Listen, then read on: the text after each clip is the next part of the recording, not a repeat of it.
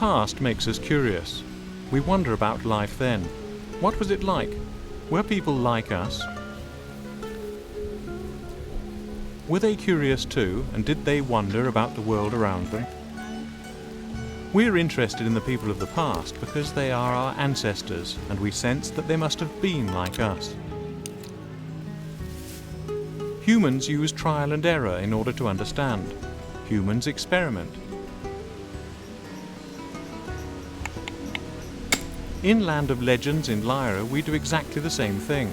We examine and try to understand the people of the past and the conditions in which they lived. The people of the past were always changing the world about them by taking up new opportunities and making technological progress. And we are constantly changing the way we understand their world. We are continually rediscovering the past in our own ways, for we can never arrive at the absolute truth about the past.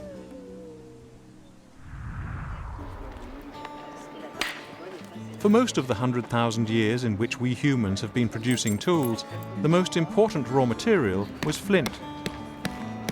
So research into flint implements and experiments carried out into their use and manufacture are the key to help us to understand many aspects of the way people lived in the past. Flintknapping is a craft that became extinct and now has to be rediscovered. In Land of Legends in Lejre, many researchers from home and abroad have taken part in these experiments. One American researcher has devoted most of his life to trying to become just as good as the craftsmen of ancient times, and one thing he does is to reproduce the beautiful flint daggers familiar from the end of the Stone Age and the beginning of the Bronze Age. It wasn't until I came over to Denmark and looked at the originals rather than just pictures in the book that I turned them over and see three-dimensionally just how complicated they were and beautiful. And the more I did, the more complicated they seemed to be. So 25 years later, I occasionally come close, but I don't know that I'm even good enough to fit into Neolithic society if I were there. Flintknapping is a very complicated craft. The large flint block, the core, is attacked systematically. Every strike is carefully planned and thought through, like a chess player planning his next move. You can hit the block directly with another, harder stone, or hit it indirectly. Then the strike is transmitted through a short point made of antler. We should admire the craftsmen of ancient times. It takes years of practice for a modern craftsman before he can knap flint as well as they did.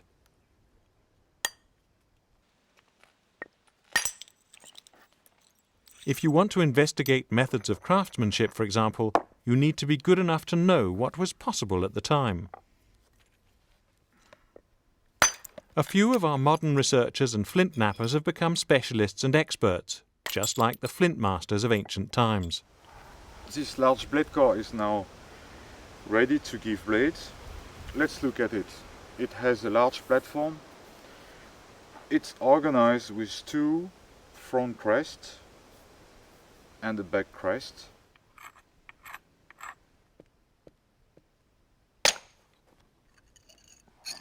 The flint knapping session is part of the series of experiments that will show how blades up to 30 to 40 centimeters long could be produced in the Neolithic age. Just like the flint daggers, they are among the very finest examples of flint craftsmanship. So the documentation consists in taking notes and describing these different series, using a datasheet system for each of one, and also using macro photos. A researcher has to be good enough at his craft if he's to ask the right questions about other ways the blades could have been made. Might there have been a Stone Age machine, for example, capable of transferring and increasing the force with which the central strike point in the core was hit? There's no reason to believe that people living in the Stone Age did not have experience with laws of physics such as the transmission of force. We observe the results of fantastic craftsmanship, the working processes of which we've only gradually begun to rediscover. Oh, this is a good blade. Working with experimental tools creates signs of usage called wear traces. These can be compared with the wear traces on original ancient flint tools. This allows us to confirm or dispel the likelihood of a usage proposed for a particular ancient tool. The experiment being carried out here is aimed at finding an explanation for a special type of small flint scrapers. They've been found in large quantities and have characteristic small-toothed long sides. What was this tool used for? In order to find the answer, copies of this flint tool have been reproduced, and the copies are now being used in the processing of different plants. By scraping the stem of the stinging nettle, it's possible to loosen fibre, which can later be used for making cloth. The most exciting part is taking these tools back to the laboratory and looking down the edges onto the surface to see that actually they are a promising match for the archaeological pieces that we find. Whatever these tools are, they're used for a very long time, and a lot of people in a wide area of Europe are using them.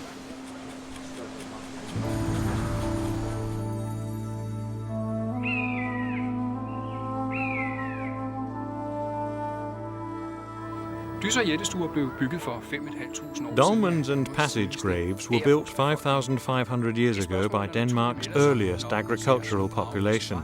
A question which naturally arises is how on earth they could have managed to move such large stones. When we look more closely at both dolmens and passage graves, we see that they are covered by huge capstones which form the ceiling of the grave chamber.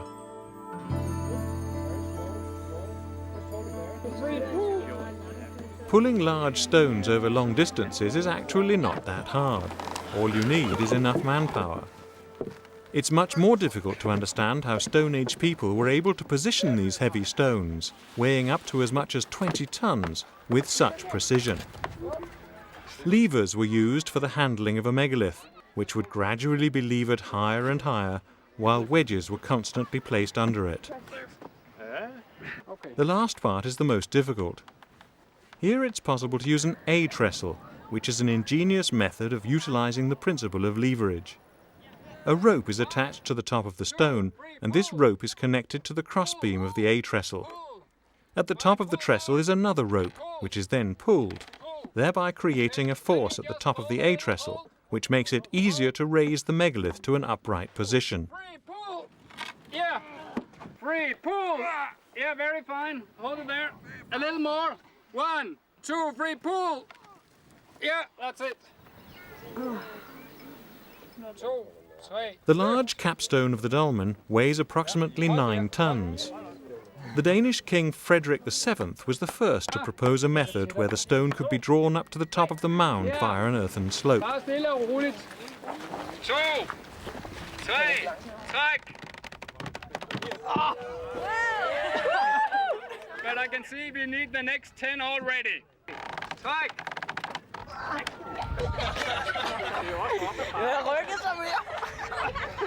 We need 5 more people at the long ropes. Træk!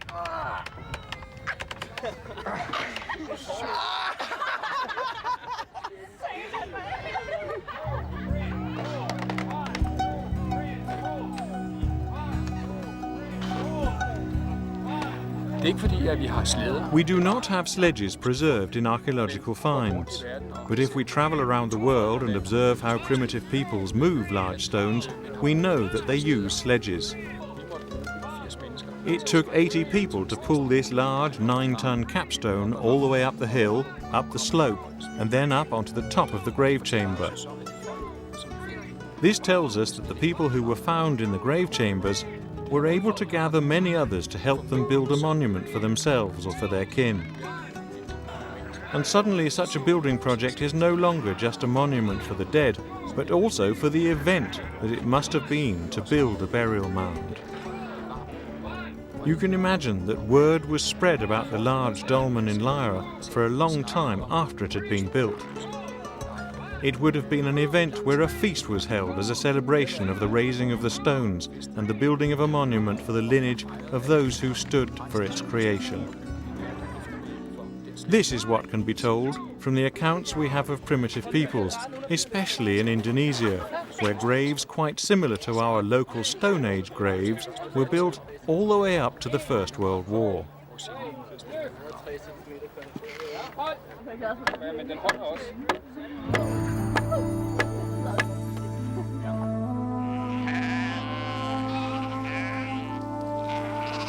Experiment is a word that makes us think of laboratories and natural science subjects such as physics and chemistry.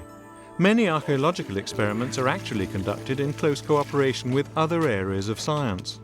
One example is a series of experiments done on the construction of the large mounds from the Bronze Age.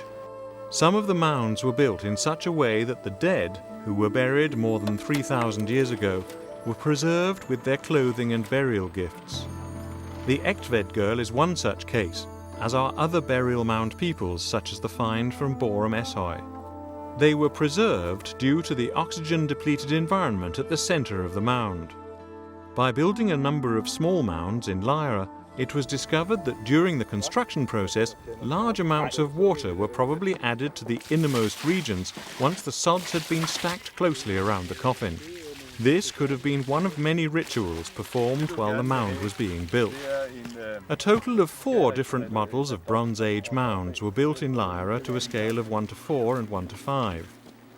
Developments in the soil environment of the mound were measured, and to see how this affected preservation, sides of pork and entire piglets were buried in oak coffins in the mounds. Så man klar. Lejre et fri.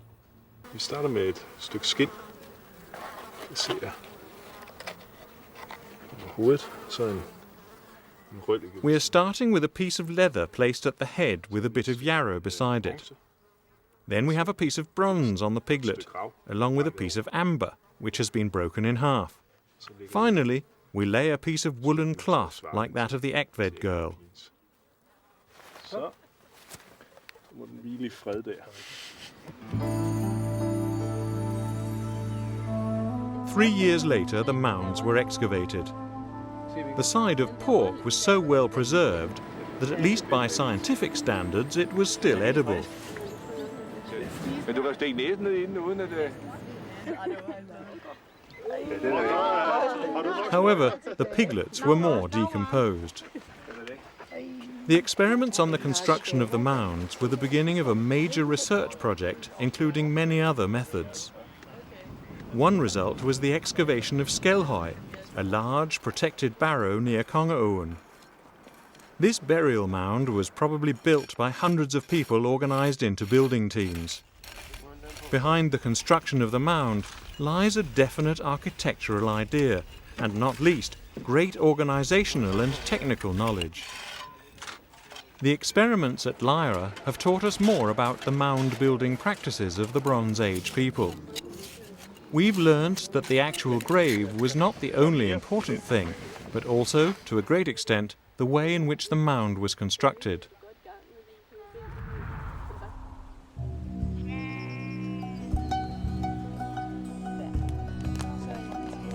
In Lejre, the Iron Age village, we've shown how we believe houses looked and were laid out about 2,000 years ago. The organisation of the village, the individual buildings and the details of their construction are a three-dimensional model of our picture of the past. In archaeological digs, traces are found of the posts of the houses by way of filled holes in the ground. And from these traces, we've attempted to build a house as a dwelling for humans and animals. In 1967, an experiment was conducted in Lejre to see whether the way in which we built houses in Lejre was at all comparable to that of the original houses. On the morning of the 9th of August, one of the Iron Age houses was set alight. The blaze spread quickly from a large fire in the hearth to a wooden drying shelf and thence to the roof. Husets mønning synker ganske langsomt. The peak of the roof is sinking, slowly down. Now the whole eastern end of the house is crashing down. And the hole in the eastern end of the house is blocked. The rafters are sticking out, almost like the ribs of a whale. They're sticking out more and more, are not yet burnt up. It's very interesting to see this. After 15 minutes, the whole roof caves in. 20 minutes later, the entire supporting wooden structure collapses. And after approximately an hour, the house is just a smoking ruin. The house was burnt down to create a snapshot of a situation also familiar in ancient times. In 1992, 25 years after the burning of the house, the site of the fire was excavated. Burning a reconstructed house showed us what happened during the fire itself. By excavating the site afterwards, it was possible to make a direct comparison with archaeological sites of burnt houses. But what was life like in houses like these? For 3 winters, a group of archaeology students spent 2 weeks at a time in the houses in the village of Lejre. The group gathered information on temperature, draught, smoke, and other measurable conditions. From excavations, we know that the eastern end of the house was arranged as a stable. But why did they choose to have humans and animals living under the same roof? Our housing experiment showed that it didn't make a difference as far as the heating of the house was concerned. The experiment shook our often idyllic picture of a past with its cosy houses. Our measurements also showed that the indoor climate of the houses was very poor. A number of hazardous substances in the smoke from the fireplace meant that in some places there was air pollution comparable to heavy rush hour traffic.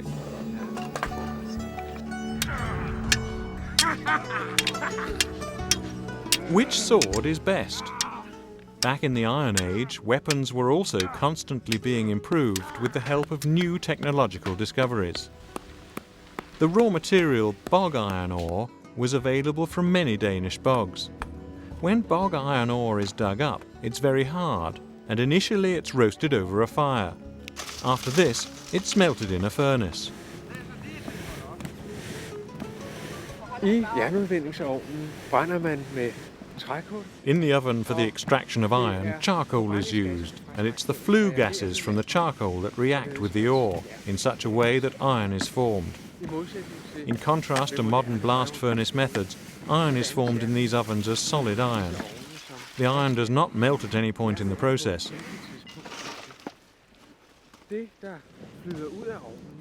What you can see flowing out of the oven is molten slag.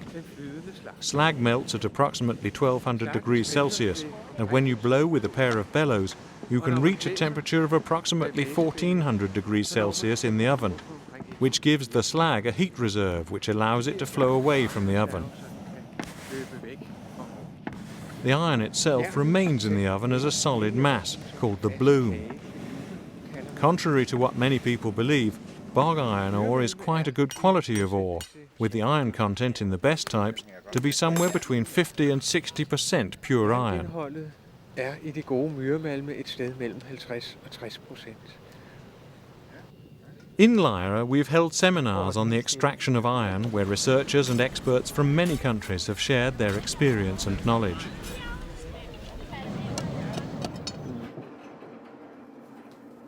There are many processes before you have a finished product. After extraction, the iron bloom must be cleansed and then finally forged. All processes leave traces and waste products which show up in archaeological finds. The waste products from each process are registered. This gives us a better background upon which to suggest where and how the same activities were undertaken in ancient settlements.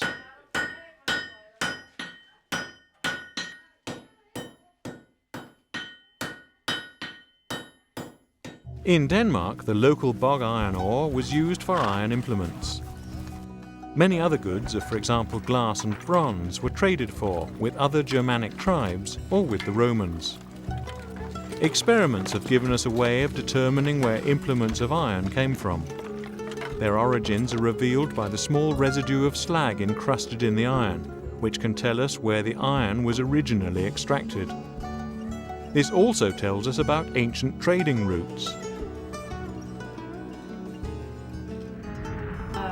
Second finishing operation with the pencil. Yes.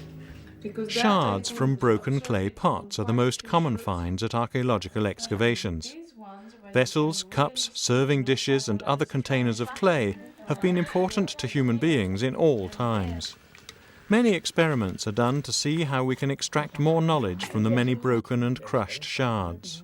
Here we have the following archaeological problem. We found a lot of ceramics from the 4th millennium BC in Jordan, and they all present very different surface features. So the experiment here is the following. We're going to try to find out exactly according to which finishing techniques these different surface features have been made, and for this we're going to have an experimental process where only one parameter will change at a time. This parameter can be the type of clay. We change the dimension of the inclusions. It can be the amount of water. It can be the tool itself, and it can be also the state of dryness of the clay when it is worked on. Whether the vessel was fired in an open fire or in an oven may also make a difference, so we test both methods. While the clay objects are being fired, their temperature is measured carefully to allow us to describe the importance of the firing process for the vessel's final appearance. We reach almost 1,000.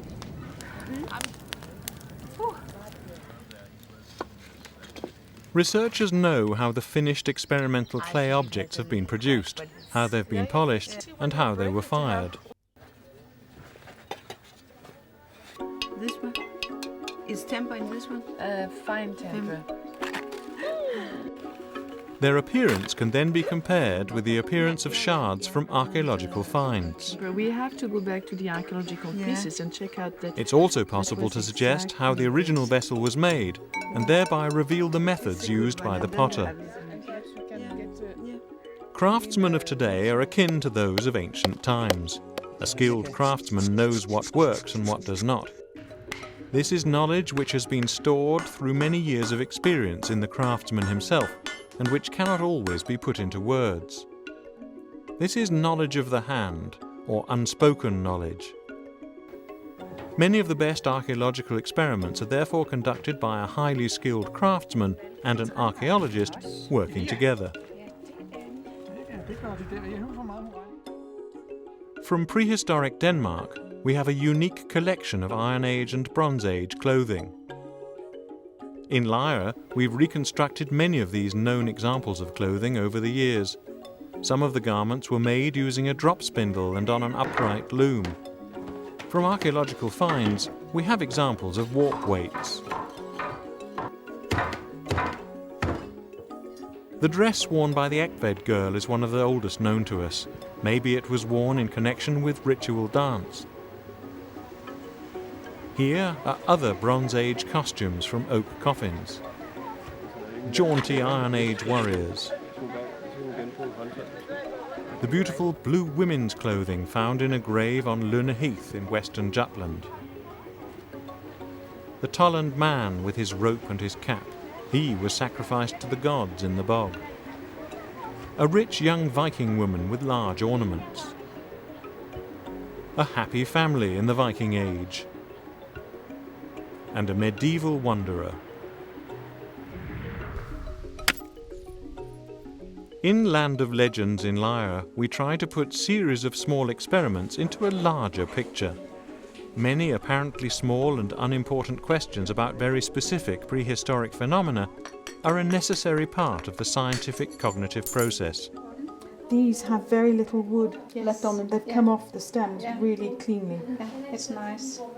So I'm back again at Lejre, doing the final part of the process. This time we're trying to make things and take it all the way through to producing small samples of artifacts that might have been those that were available in prehistory. We're making, first of all, the metal into fine fibre. What might seem at first glance to be elementary and very down to earth can, in the twinkle of an eye, turn out to be the key to a spectacular cognitive revelation. Humankind in the past and the present are connected through our common curiosity and creativity. By investigating the past, we become a little wiser about ourselves and the world about us.